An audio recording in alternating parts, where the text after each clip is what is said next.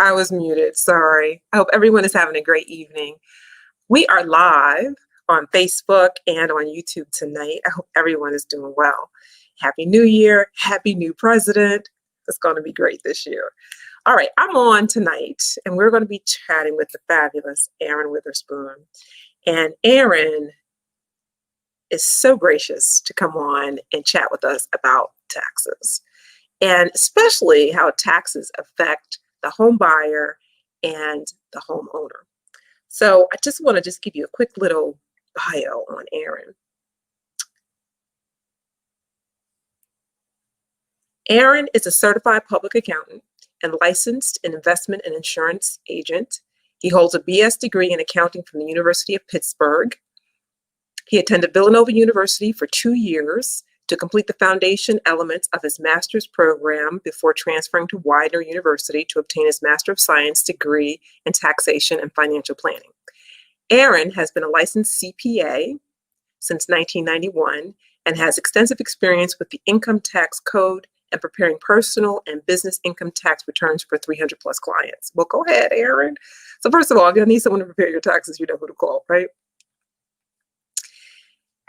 And Aaron has a passion for helping individuals and small business owners manage their tax situations to improve their financial well-being. Aaron provides his clients with expert advice, professionalism, responsiveness, and best of all, peace of mind. So we're going to talk a little bit about taxes and home ownership. And I have a couple questions for Aaron, including the CARES Act and deductions and a couple of other things. Let's see what wisdom he can share and impart upon us. And let's see, we're going to be here about a half an hour to 45 minutes. Remember, if you have any questions on whatever platform you're on, just type it down in the comments and I will share those with Aaron. All right, guys, here we go. We're going to bring Aaron on. Hey, Aaron, can you hear me? Yep, everything working well, Stacy. How are you? Awesome. I'm good. How are you doing tonight? Doing well. Okay, good. Awesome. So I got a couple of people on, and we're going to talk about taxes, and we're going to talk about how taxes affect home buyers and homeowners alike. And I know there were some serious changes in the tax code during the last presidential term, right? We don't know how that's going to change or what have you during our new and current administration. But let's talk a little bit about just the basics. I love talking about the basics. So I did not know until recently, for instance, that veterans who receive only veteran benefits did not have to pay taxes. So who has to pay taxes and who doesn't have to pay taxes? Yep. So there's probably the easiest way to kind of provide it is based on dollar amount, Stacy. So if your income is below a certain amount and it's based on filing status, you won't have to pay taxes. So for instance, let's say you get Social Security and your income is below $25,000. That is not considered to be earned income, so you may not be required to file. So I would say income is kind of the first thing you need to look at, and then filing status will be second. So, so marriage filing joint or some other filing status, you may have to evaluate that, but it's typically income and filing status. Okay. A little bit different because there are some specifics under filing status with some exceptions that would require you to not file. So Okay. All right. Okay. So if you are watching and you're a veteran and you have, say, additional income besides veterans income, call Aaron. Just call Aaron and he'll help you. And so let me ask you a question. I always encounter some people who haven't paid taxes in a while. Mm-hmm. So what do you recommend for folks who haven't paid taxes in a while? What should they do? Well, I have a lot of clients like this, Stacy. One of the things I do specialize in is kind of getting people up to speed with their tax return filings with the IRS. It's all based on what you should file, right? So let's say your income is you're a W-2 wage earner and you go, oh, I have enough tax withheld through my employer that I don't think I need to file. Because you're a W-2 wage earner, you should file, even if you get back a zero return, because the IRS has your tax document, and they're always looking for a tax return for any tax document that you received. So you may say it may net to zero, but the IRS has an open tax record for that year for you. So you should file, even if it's a zero return, if you don't get any money back, just to have a clean track record with the IRS. The reason you do that, and this ties into what Stacy sell in Philly. If you're going to buy property, they're going to need tax returns. They're going to look into your tax records. One of the things you don't want to have is get to settlement, and they go to pull your IRS tax transcript, which is part of when you buy a property, and you have tax years that are unfiled. It could hang up your settlement process. It could cause you to not settle. So once again, even if you get a zero refund back, or you don't, you have to pay a little bit back, or anything like that situation, you definitely want to file your tax returns, have those on file with the IRS, so it doesn't cause you any issues down the road. Okay, so here's another thing that we do, because it's all over Instagram. We love to hustle. Yeah, we love to hustle. We selling CMOS out of our trunks. We selling baked goods. We do all this stuff, right? And some of us think we're actually entrepreneurs and we're making money, and some of us are making money. So, but those folks are not filing taxes, and they would like to buy homes. And I know that I have a couple of lenders who loan on bank statements, but they still want to see that you filed your tax returns. So what is, for someone who is not receiving on the books income, should they be filing? Yes, I would say you should, Stacy. I think the official record of you existing is the tax system, right? So, Okay. point, if you go to a bank, you try to do any financial transaction with a reputable organization, that tax return is really their official record to show that you've recorded, reported, and paid taxes on the money that you earned, right? So basically, it's said another way: if you don't do your tax filings, then they have no way to verify your income. And if you're taking out a loan, you're buying property or anything when they need to verify your income, you're going to have issues. So now I would say, think about this. So, you could get your side hustle on, right? You could have 3 or 4 businesses that you're running. You can actually deduct expenses against that income. So you may make $20,000, but you may have $15,000 in expenses. So Right. your taxes is only being paid on $5,000. Right. So it's important. Bank, they're going to look at your cash flow. They're going to go look at, oh, you had $20,000 come in. That is something that they can use in underwriting to write the loan. It won't just be that $5,000 net. They can look at your cash flow to underwrite your loan as well. So, one of the things, once again, it may be a small or net impact of very low on a tax return, but that validation of income comes in handy when you're talking about getting a mortgage, getting a loan. Looking to buy a home or anything. Yeah. So I have a request for you to speak up louder. Oh, sorry. So give it everything you got. We want the people to hear. So let's talk out loud. Let's talk out proud. So we're going to give it to them. So, and Angela Green, she's laughing over here because I was talking about people, side hustling and not paying their taxes and not claiming it. And it's important that we do things the right way so that we can be noticed, we can have credibility, it lends credibility, and we are seen as professionals. So that's important. So let's get on down to the nitty gritty. If you guys have any questions about taxes, please put them in here because it is tax time. And hopefully, Aaron, we can have you come back right before tax season, right before tax season. And so many topics. So yeah, exactly. But let's talk about, I've got a couple of questions for you regarding homeowners. So I always tell my clients when they're looking to buy that comparing a mortgage and comparing apartment rental amount or rate is not the same. It's not comparing apples to apples because of this deduction thing that's going on. So the first question is, can someone who is a home buyer or homeowner still deduct mortgage interest? And if you could explain that let me explain exactly what mortgage interest is for those who don't have a home. So your mortgage payment is divided into, I never know which way to do this. It's divided into 4 parts: principal, interest, taxes, and insurance. Your principal and your interest will never change, dollar amount, and your taxes and your insurance might change depending upon what's happening in the world. But those 4 pieces make up your total mortgage payment. The interest used to be deductible, right? So I want to, so that 2.5% that you're paying on your monthly payment can that still be deductible? Because that could be some serious money. When I tell my clients, I show them what's called a buyer's estimated cost. And I show them the total monthly amount of the payment. And then I show them the homeowner's insurance rate per month, the taxes, real estate taxes per month. And then I show them the principal and interest. So it could be pretty high. It could be $100 a month. So let's just pick a number, $100 a month. So $1,200 a year in interest. And let's just say $1,200 a year in taxes. So my first question is that interest that you pay deductible? Mortgage interest, is it deductible? Yep. So I'm going to take a couple minutes to explain this, Stacy, because it is a little confusing. So I'm going to try to break it down, right? So let's go back to prior to 2017. So in 2017, there's a Tax Cuts and Jobs Act that got passed, the TCJA that passed, which limited the amount of interest you can deduct and taxes you can deduct.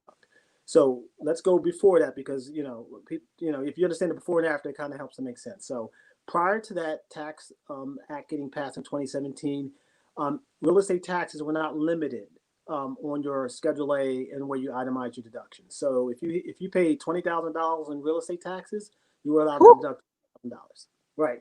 I know that's a little extreme. Right. When that Tax Act was passed in 2017 and became effective in 2018, they put a $10,000 max on state and local income taxes. And there's a combination. It's the state income taxes you pay on your wages, the local income taxes you pay on your wages. So that would be PA state tax, City of Philadelphia tax, plus your property taxes. Those three and any other property, state or local property taxes cannot exceed $10,000. What? So, yeah. So effective tax year 2018, there is a limit. So, and people, if you have a large wage earner and you're paying state and local tax of $8,000, you pay $5,000 in real estate taxes. You can only do, that's $13,000. The maximum you're allowed to deduct in your tax return is $10,000. That's the limit. That's a ripoff. Yes. So I want to deduct it all. No. So you ask a great question, Stacy, right? So this is where we get into voting, right? I don't want to go too far on a tangent, but the people we vote, the people we put in office should represent us. This tax law got changed based on who was in office at the time. So I think this is one of those things that may get reconsidered, may get repealed, but it is something key that was changed that hurt a lot of home buyers, but you still are allowed to deduct your real estate taxes. The other part that you mentioned about home ownership, so that's kind of current. So the $10,000 max for income taxes and real estate taxes on your tax return. Mortgage interest, there is no max unless your income is above a certain level or your mortgage amount is above a certain level. These are exceptions. So it's more than the $1 million mortgage and your income has to be more. Yeah, look, we don't want to get to that. So from I'm sure I have a few people on who have that. $1 million mortgage. Yeah, and they're not worried about it. Right. They're not worried about it. Yeah. But the other folks, yes. Yeah. So mortgage interest was one of those four components you talked about. On the mortgage interest side, there is no limit to the mortgage interest that you can deduct. So the only problem is with mortgage rates being so low today, it's still a significant number, but it's not when the mortgage was 6%, the rates were 6%, 7%, you had a much larger number.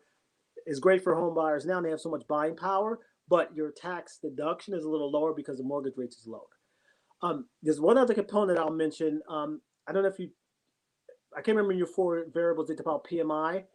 So we haven't talked about PMI or MIP, but we can. So in that buyer's estimate that I was talking about y'all earlier, when I talked about the four pieces of a mortgage payment, some folks who pay less than 20% down on a home, especially an FHA loan, will have to pay what's called MIP. Sometimes it's called PMI, private mortgage insurance.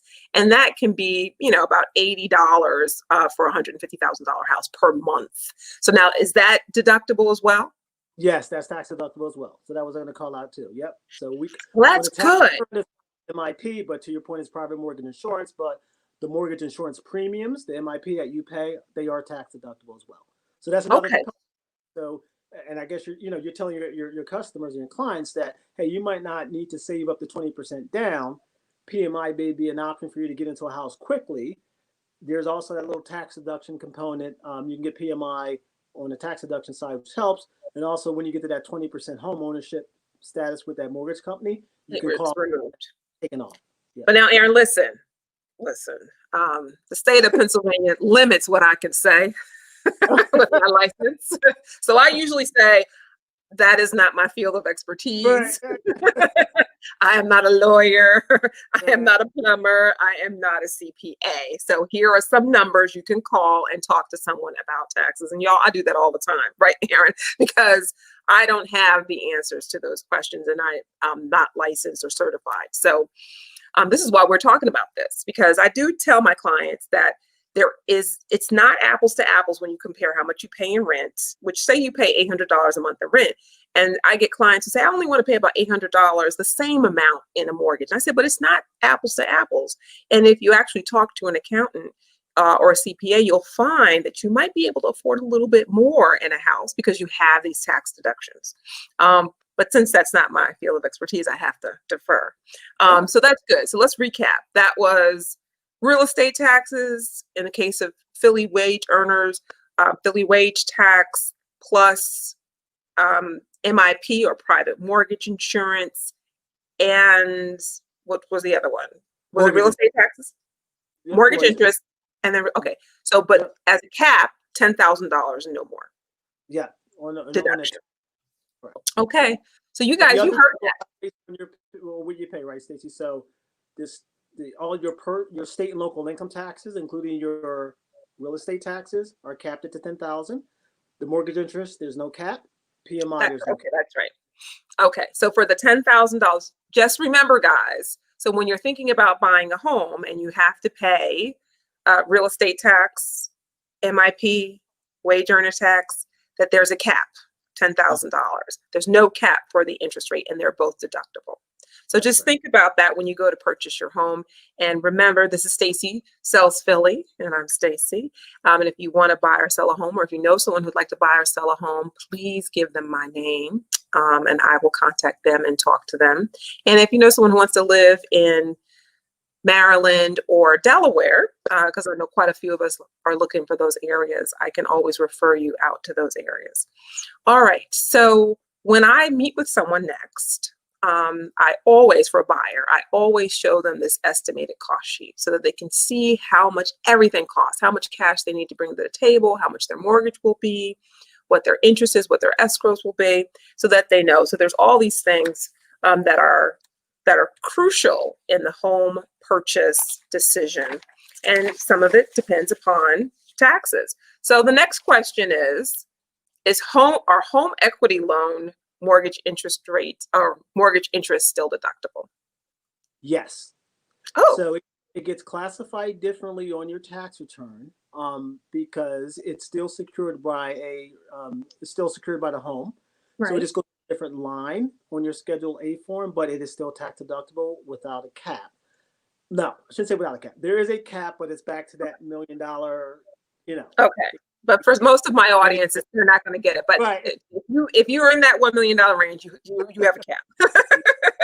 So that means during this turbulent time of COVID-19 and people being out of work or people having fewer hours and so forth and so on, if they still qualify to take out equity out of their home, that interest rate for that second home equity loan might be deductible as well. Yeah, that's correct. Okay. All right. There you go. So what about mortgage Oh, closing? Oh, go ahead. one thing to add on that, so Stacey, so in home equity loan, I don't know if you mentioned this to your clients, that it doesn't have to be used for anything home related, right? You can take out a home equity loan to go pay down debt. You can take a home equity loan to go refinance a much higher loan that you have on your book. So it just doesn't have to be a something tied to the house, home improvements or something you always hear about. But I've known clients to go and take it and either pay down a high rate credit card and improve their overall financial situation, as opposed to doing a new bathroom or doing something like that. Because let's say you have a credit card rate at 20%, you can get a home equity loan for 4%. I mean, you can save 15% in interest right there by making that one transaction, which really has no impact on you other than changing the structure of the debt. All right. You guys heard that. Heard it straight from Aaron's mouth to your ears. And I will add that I mean, I don't know if this is recommended, but I've also used those funds in some properties to buy other properties. Yeah. So I have done that in the past. So, all right, let's move on. Are mortgage closing costs tax deductible? So for everyone, for someone or anyone who hasn't purchased a home yet or is a first-time home buyer, that buyer's estimated cost sheet that I keep talking about will have mortgage closing costs on there, and they can be quite significant. So, so let's say for let me see, the last one I did, say $150,000 house. So say we have $5,000 in mortgage closing costs. So mortgage closing costs, are they tax deductible? How about yes and no? No, you can't do that. Money was black and white. You can't do that. No, That's okay.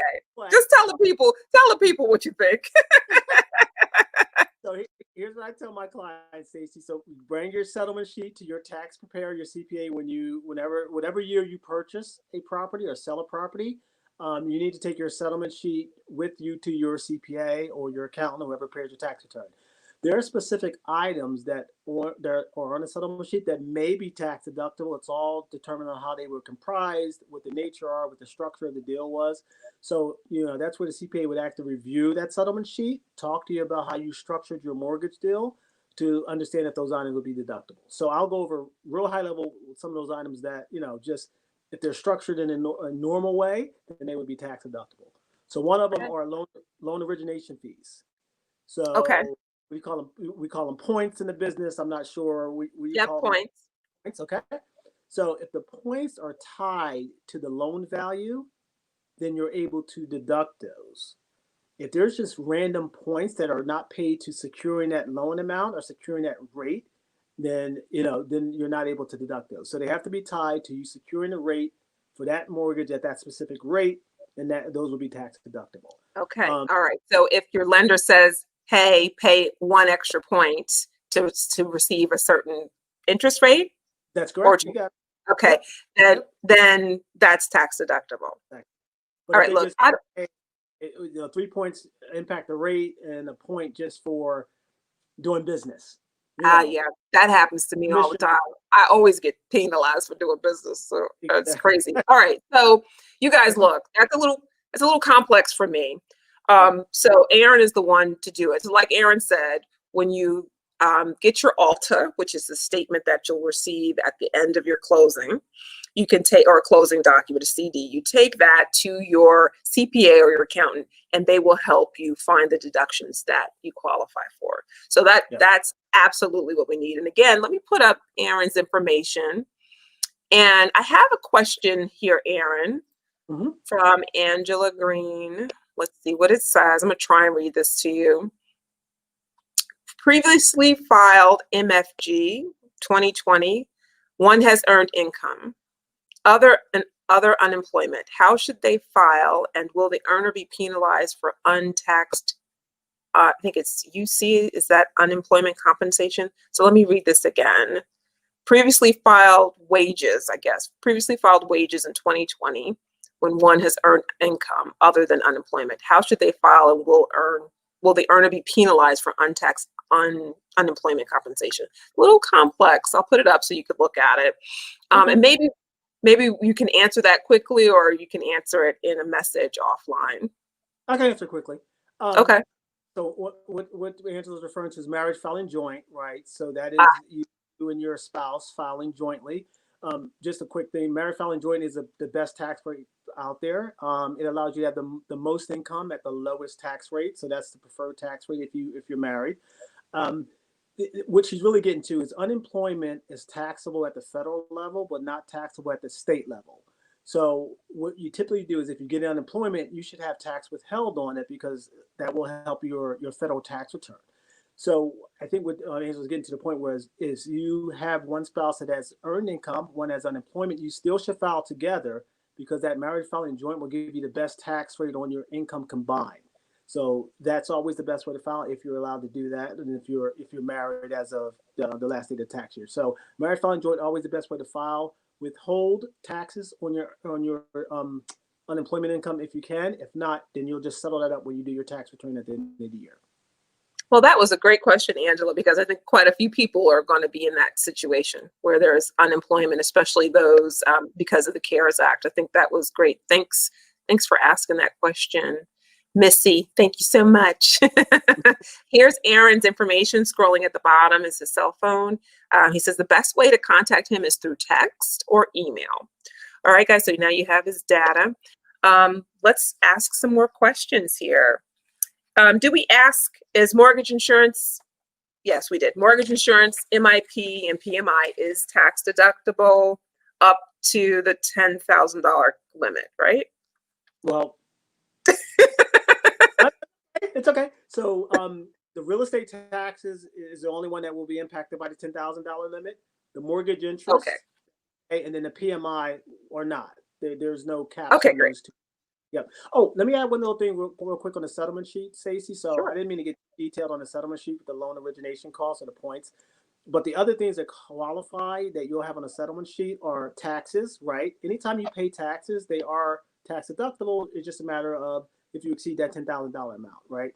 The other thing is you'll sometimes pay mortgage interest, right? Because your mortgage may settle on different dates. It may be, or you may have to prepay or You might so prepaid or yeah. So interest and taxes will always be deductible. Either you get them on your 1098 mortgage statement at the end of the year, or you get them on your settlement sheet. So that's why that's why you want a CPA to review that settlement sheet because they can pick those items up and include them on your right. taxes. All right. Okay, awesome.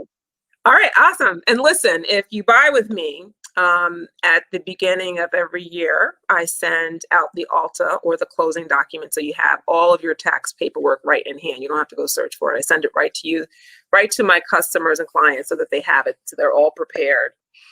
Let's see. There's more comments coming through. Oh, we just have a hello from Lenice. Hi. Okay, let's keep moving. All right. Will I owe capital gains tax if I sold my home in 2020? So you may have to explain capital gains. Yes. So capital gains is how to explain this. When you sell property, capital gains is the difference between what you purchased the property for and what you purchased the property for and what you sold the property for.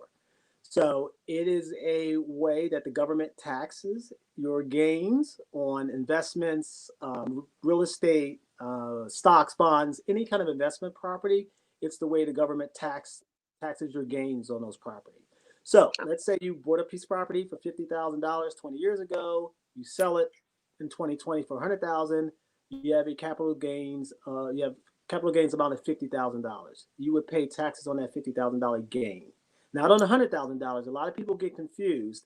They say, "Oh, I received $100,000 when I sold property. I need to pay tax on $100,000." That's not correct. It's the gain. It's the difference between your purchase price and your cost. That is your gain. Now, there's a lot of back again. Call your CPA. There's a lot of things you can deduct to get that gain lower. There's some expenses that you can use to deduct to get that gain lower. But in the end, you're paying tax on the gain. One other little small caveat: your gain. The rate that you pay, your capital gain rate, is based on your income level. So it's a graduating scale. So based on how much you make in income will determine your capital gain rate. So it can go from 25 to 20% to 15%. So keep that in mind as well. So everybody doesn't pay the same capital gains rate. It's all based on your income level. Okay, so it's based. Okay, I understand. That's awesome. So that's awesome. So I forgot to say this, but I do have a couple of gifts to give away, a couple of prizes. And the way you can qualify to win a prize is this. I would love for you to tag 3 friends on this video post once it's done. I would also love for you to share it to one person over the next 24 hours. And Aaron and I will pick one person to receive a Bluetooth speaker. And then I also have a Google Dot.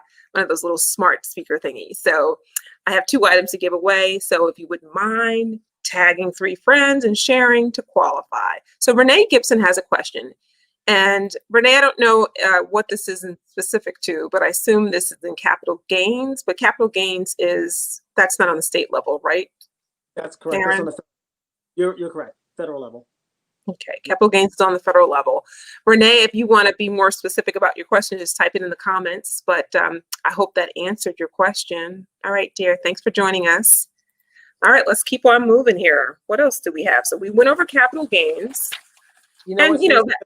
Can I have one exclusion on there? I don't want to get too deep. Sure.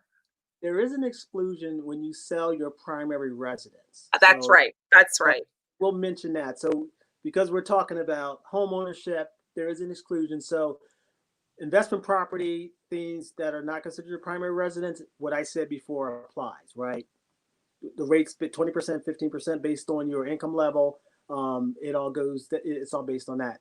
When you sell your primary residence, there's an exclusion out there for capital gains. It's up $250,000 if you're single, $500,000 if you're married, filing joint. So you can exclude a gain of those amounts if you sell your primary residence. So just want to get. Okay, that's good. So that's important for our seniors who are leaving their homes and finding something smaller or moving in with family or moving into assisted care, that they know that they are excluded from that up to a certain dollar amount. Is that what you said? That's or correct. excluded. Yeah. Okay, great. So Renee Gibson said yes. Her question was about capital gains. And yes, Renee, I believe Aaron said it is at the federal level. So yes, it's the same in the state of New Jersey. All right. So what else? So that's bad news for flippers like myself. Yes, that is. but there's options. So talk to your CPA. Okay, I will. You know, I'm out there trying to make that shmoney. Yeah, out there trying to flip them houses and make that shmoney. And it's hard. I'm telling you, it's hard out there. Okay. So the next question is about itemization. Should I itemize home-related deductions or use the standard deduction? But before you answer, let me reintroduce you because some people come and go. We are here tonight. I'm Stacey from Stacey Sells Philly.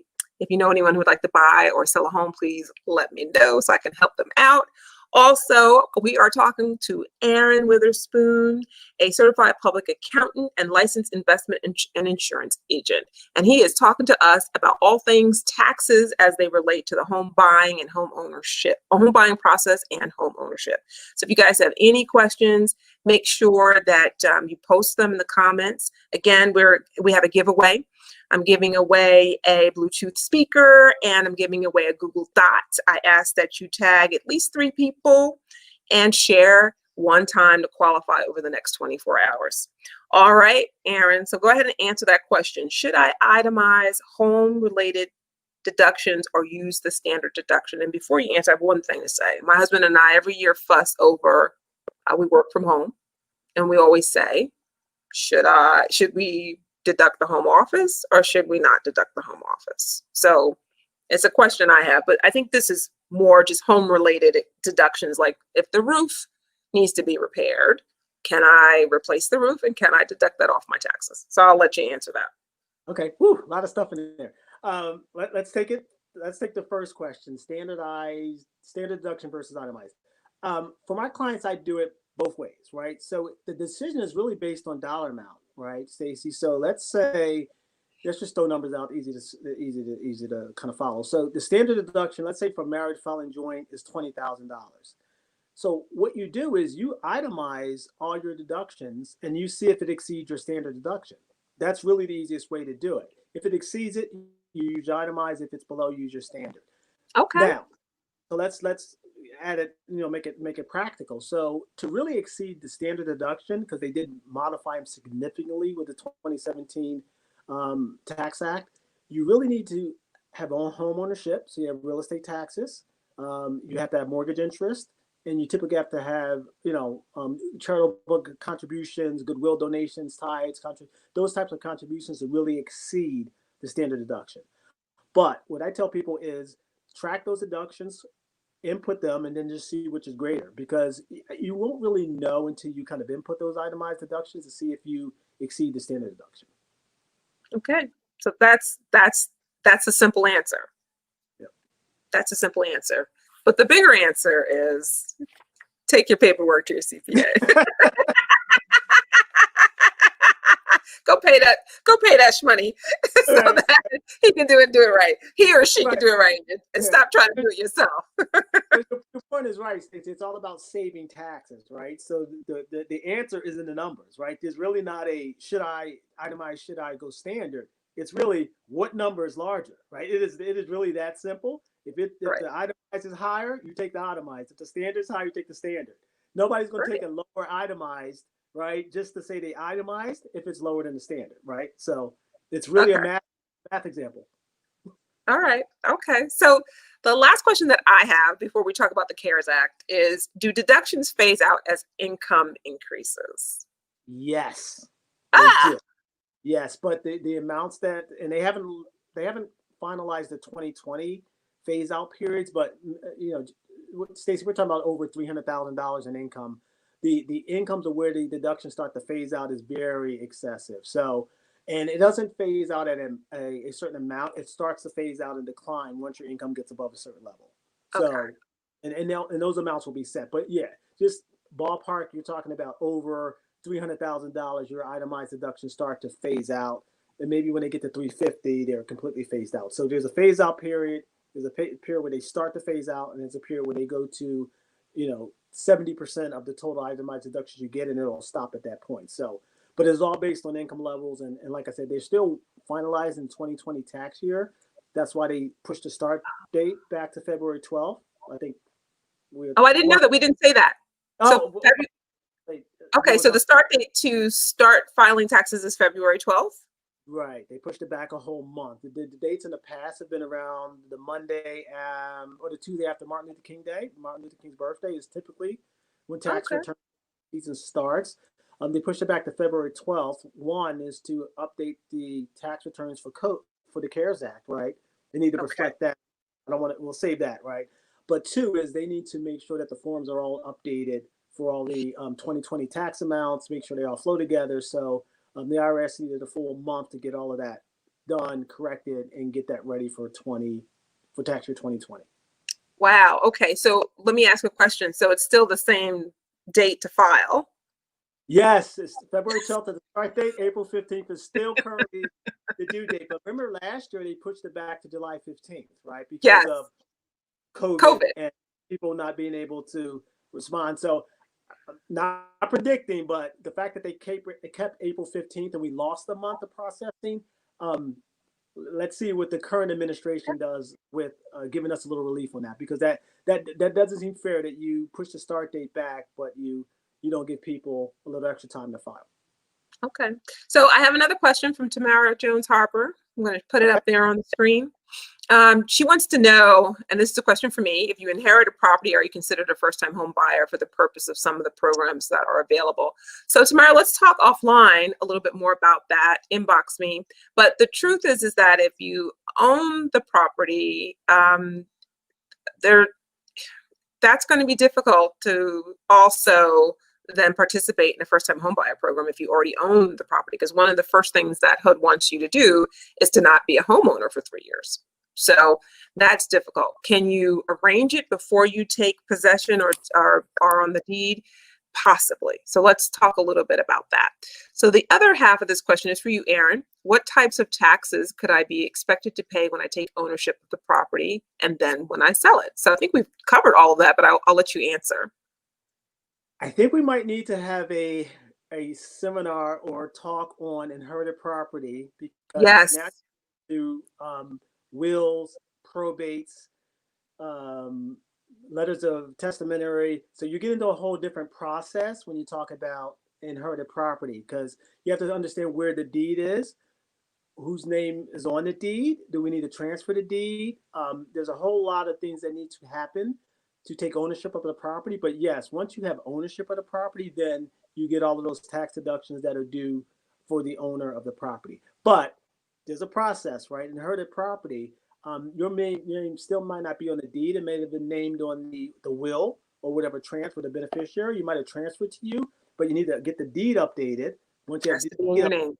the ownership, and then everything from that point will be deductible to you as the owner of the property. But that inherited part, it's a little tricky because, to get that official, you need to go through the deeds. The city of Philadelphia Has to be program. recorded. Yeah, and all that has to happen for you to have ownership of property so you can record those expenses as your own. So we probably need a conversation on that because I think we talked before in the past, right? There's probably a lot of people that inherited property from their parents, but they might not have done it officially, right? Wait a So minute, grandparents. Grandparents. I have never been anywhere like the city of Philadelphia where folks own houses, living in houses. Talk about this, my grandma's house. Your grandma's house is your name on the deed? No. right, How do you do anything? right. And when That you're means you can't, you have no authority in that property. You can't sell, none. can't get another mortgage on that property. You can't. No. Yeah, so you need to get your I don't even know paperwork. how you can go and talk to the city about just taxes. Right, exactly. Well, what people do, they just keep paying. Hopefully, they'll pay them under the deceased person's account. Not ethical, but at least they're paying them, so that keeps the city from contacting them. But you and I know you need to get your records official because at some point Some it's going to point. catch, right? You're going to either want to sell the property, you're going to need to take a mortgage out, you're Or going to give give it to someone it to else. your kids. Exactly, and you have So no I right. want to say this. Let me just say this, Aaron, because I Okay. run into this all the time. You know people like this. I know people like this, and someone who's listening knows 5 people like this. We we own property like we do our little side hustles.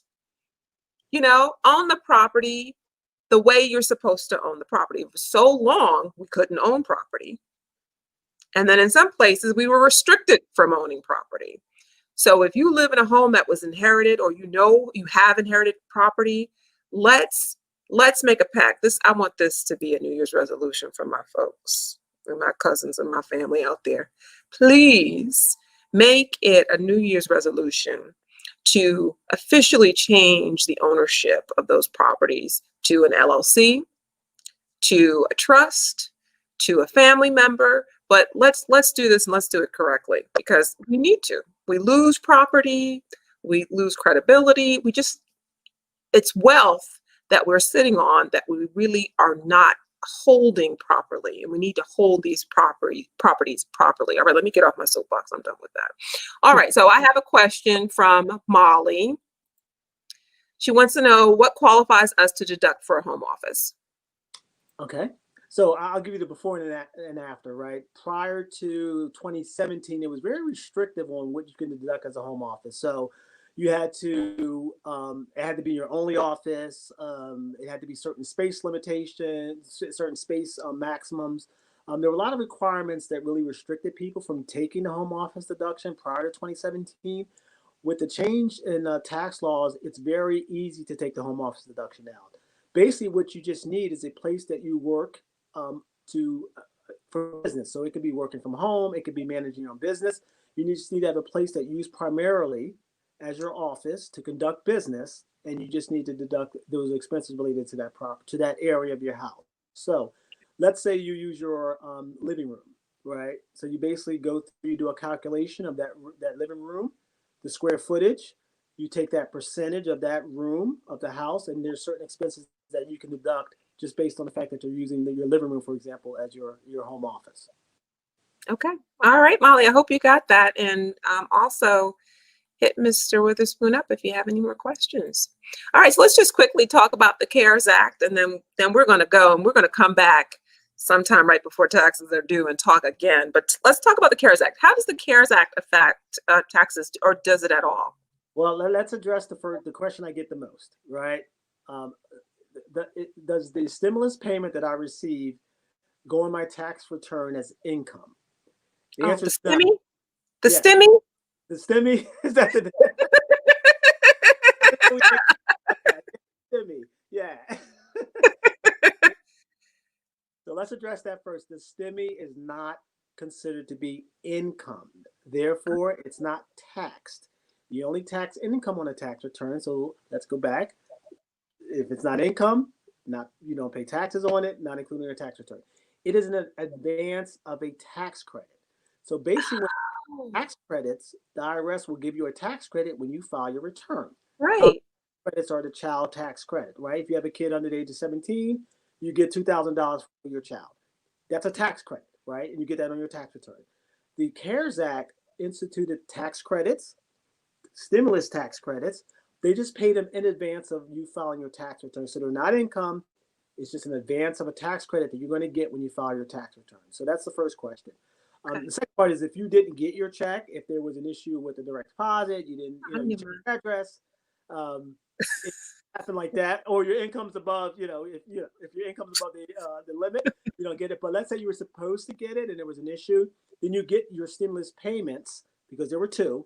You get both of them when you file your tax return. So once again, when you go to file your taxes with your CPA Oh, preparer, you need to let them know, yes, I received both stimulus payments and they were correct based on the CARES Act. If they were correct, you don't get anything additional on your tax return. If they were not correct, then you get those adjustments when you file your tax return. It'll be part of your refund. all right. So let me just restate that for everyone. Yeah. So you got that stimmy. Uncle Don gave y'all that stimmy. So, so Aaron is saying that was an advance on a tax credit. It is not income. So you don't have to pay taxes on that. And then if you didn't receive it when you go to do your taxes, you will be getting it if you will be getting it. Oh, okay. Yay! I got a gold star. I got that right. And it's part, again, Stacey, going back to that February 12th date, part of what they're trying to do is adjust everything, get the forms updated, get their tracking mechanism back, and the IRS database to know who did get their stimulus check, because of course they got to validate that. So you say you didn't get it, they need to verify and validate that. Right. Validate you didn't get it, then it'll be part of your refund. Oh, wow. Okay. So before we're going to head off in just a few minutes, because I think there may be another answer or two about CARES Act. But again, this is Stacey from Stacey Sells Philly. And let me introduce my guest tonight is Aaron Witherspoon. Aaron is a certified public accountant and licensed investment and insurance agent. And he's here to tell us everything about taxes in relation to home ownership and the home buying process. And we do have a giveaway tonight. So we'd like you to tag up to 3 people and share this video once we're all done, at least once in the next 24 hours. I have a Bluetooth speaker and I also have a Google Doc to give away. Okay, I think Renee has another question. Her question is, can teachers now teaching from home, can they do that? And I think that was in relation to deducting your home office. Yes, there are no exclusions, there's no restrictions. So if you're using your home office to conduct business, then you're allowed to deduct those expenses. Now, you have to think about it. There's only going to be certain expenses, right, that you will be able to deduct, right? Probably a portion of your internet, a portion of your cell phone bill, a portion of your utilities. So, you will have to kind of work with your CPA to go, okay, what room or what area of my house am I using? And then what, if there's utilities, if there's internet, is there cable? Is there a printer? Like, what are you using to do that job or function? And then some expenses are direct. They'll just be direct expense to the home office. Some will be what we call indirect. You will take a percentage of them. So your light bill, right? Let's say you pay $1,200 a year. You would take a percentage of that light bill based on your percentage of the property you're using for your home office. Then that would be including your deduction as an indirect expense. So you get direct expenses, indirect based on the square footage, percent of your total house, and that goes in your indirect expense line. But the total of those will be your home office deduction. Okay, you guys, you heard that. So if you're working from home, there you go. You have an opportunity to write off a portion of those expenses of you working from home on your taxes in 2020. So is there anything else we need to know about the CARES Act before we go, as related to our taxes? Well, I guess the two biggest things are the fact that it's not taxable, because like I said, I probably get that question too today. The second part is the unemployment piece. So folks, think about that. If you received unemployment income and you got that additional amount that was included in the CARES Act, it could cause a tax situation if you didn't have taxes withheld. Okay. Just be prepared for that. I think, it was a tough year for everybody, so people probably didn't have taxes withheld on it. So just be prepared for your tax return. You may be look a little different. Your income will be lower, but you will have that impact of having untaxed income roll through your federal tax return. So something to be aware of and kind of, be prepared for if you have that situation. All right. Well, I think that's awesome. And once again, I'm just going to put Aaron's information up on the screen so you guys can get a hold of Aaron. And I think, Aaron, that we really should try and do an inherited property seminar, for those who are interested in registering for that, just so we can talk about that. There are quite a few people I know who would love to do that as well. And we can talk about what to do.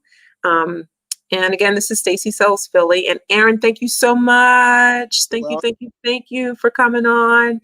And I know it's going to be a busy tax season for you after February 12th. So if anyone's interested in using Aaron or asking Aaron any additional questions, he prefers texts and emails. His information is there on the ticker. And I'm going to go. And Aaron's going to go. Anything else that you have to add, Aaron, before we leave? No, that's about it. Get your tax documents together, make your appointments early, contact the CPA that you feel comfortable with, and happy tax season. Right. All right. Happy tax season. That's for sure. All right, guys. Thank you so much. All right. Have a good evening. Take care, everyone. Bye-bye, Aaron.